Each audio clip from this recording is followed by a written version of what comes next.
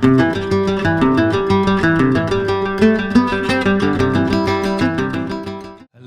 good morning. Welcome everybody. Welcome to the panel Culture, Tradition and Thriving Communities. First to present myself, I'm Bart Hageman, I'm from the Netherlands. I'm the top 100 manager.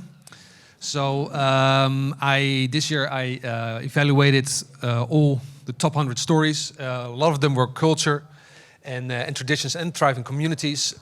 It was an amazing job to do. And I'm also very happy that today we have several panelists who submitted the story and who are going to present it today on their culture and traditions in their community. Let's see, our first presenter, first to say, we aim to shed a light on the positive impact on tourism and nurturing sustainable communities while preserving their unique cultural identities. We start first with the presentations, and after the presentations we have the panel here, and we can ask the questions which you might have for them. I think first we start with Emma. I already had a good conversation this morning with Emma.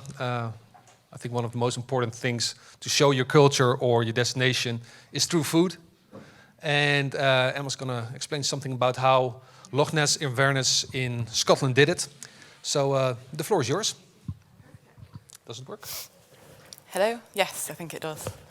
Good morning, everybody. And yeah, I've come from Inverness and Loch Ness as well. So people have probably heard of us because of the Loch Ness Monster. But I'm here to tell you there's actually more than that. And we have some amazing food and drink as well. So yeah, I'm here to tell you about the Shortbread Showdown. But first, as I said, because people think of us because of the Loch Ness Monster, I needed to put something together within the destination so that people know that. So I created a working group in the area, just trying to get some stakeholders, businesses, and also some of the public as well into the working group.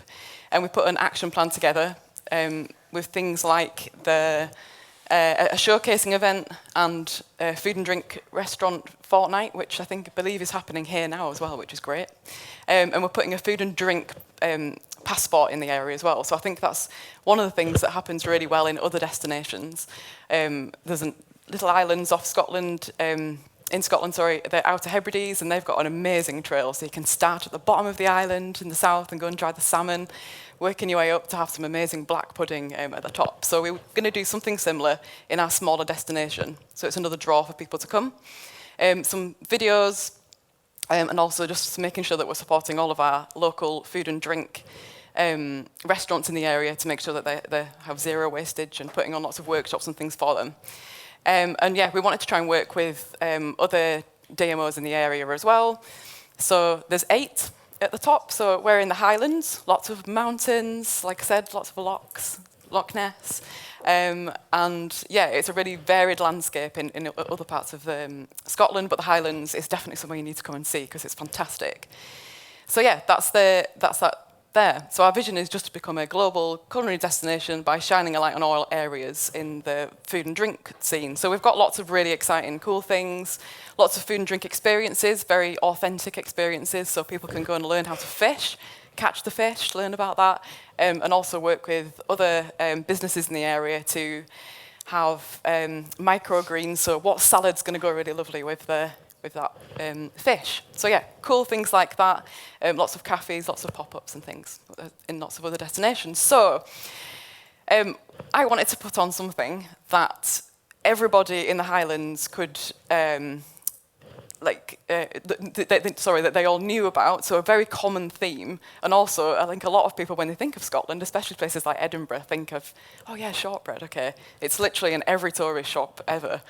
So yeah, everybody resonates with it. Started with the Mary Queen of Scots, there she was, baking this in the 16th century.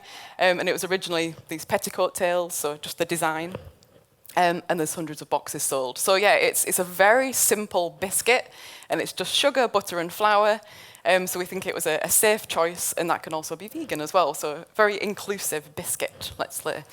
It's really cheap to make, and it's still served as a cultural, traditional snack as well. So we have first footing in Scotland.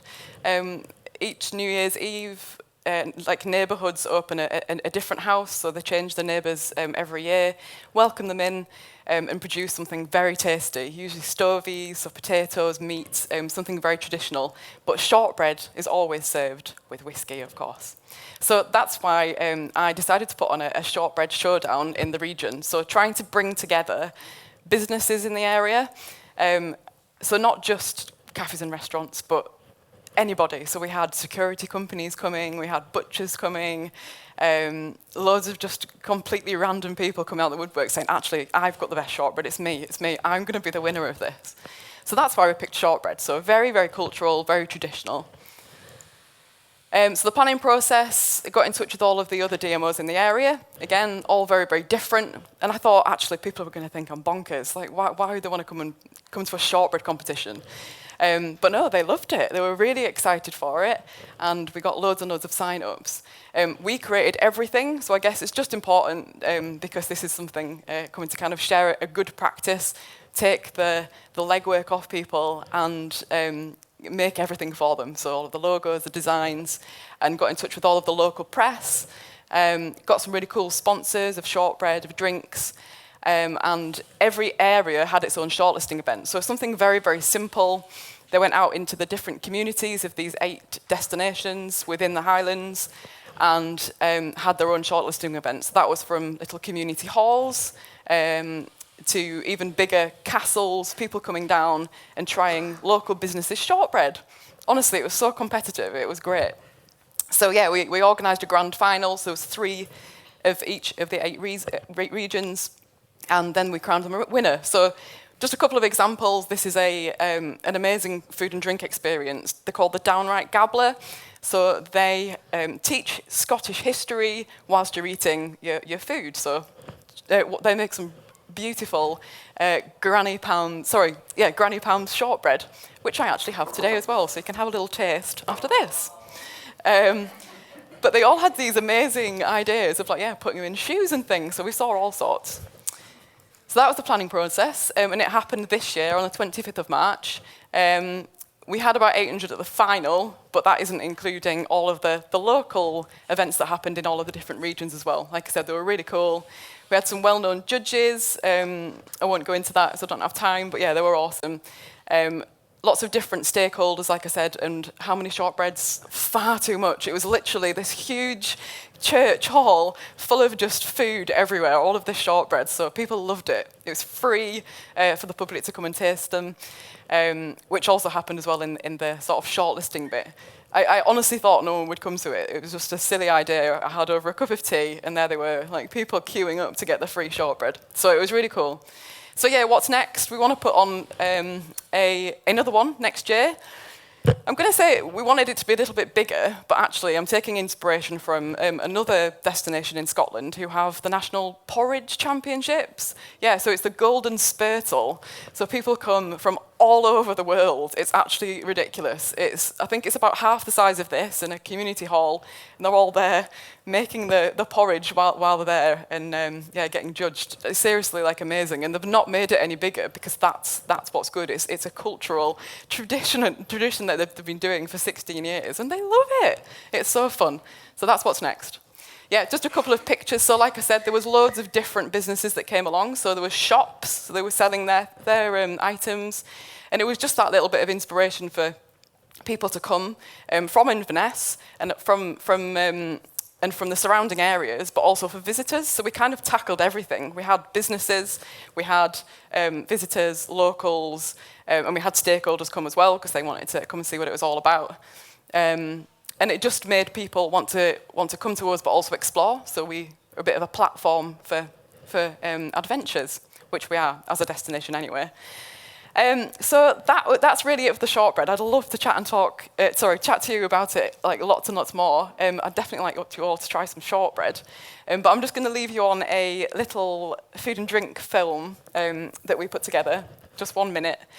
And this was just because we want to try and ask the cafes and restaurants in the area just to make sure that we're keeping it as local as possible. So I am here today to tell you, honestly, that the food and drink in the Highlands especially is just fantastic, and you have to come and see it for yourself. So yeah, the Loch Ness Monster is brilliant, but Loch Ness Monster's also got to eat. And yeah, so hopefully you'll enjoy this local food and drink promo.